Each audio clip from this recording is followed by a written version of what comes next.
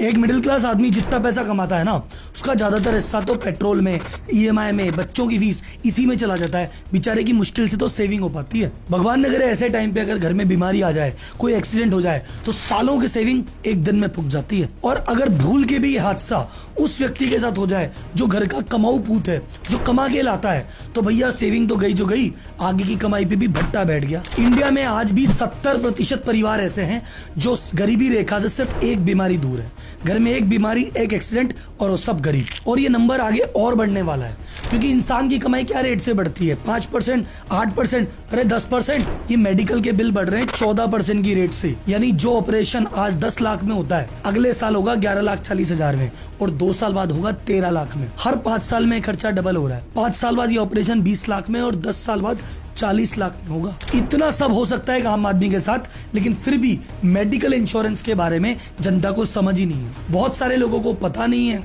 जिनको पता है वो सोचते हैं बाद में ले लेंगे, बाद में ले लेंगे।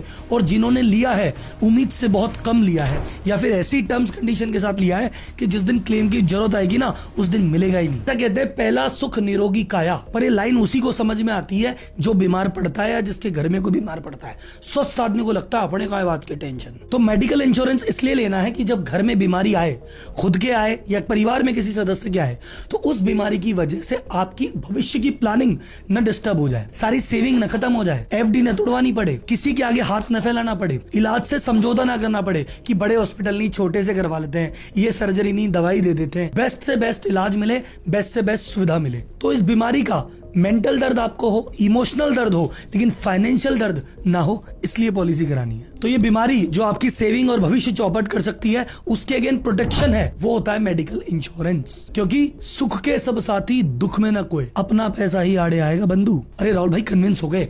अब इतना मत डराओ, डर लगने लग गया अंदर से।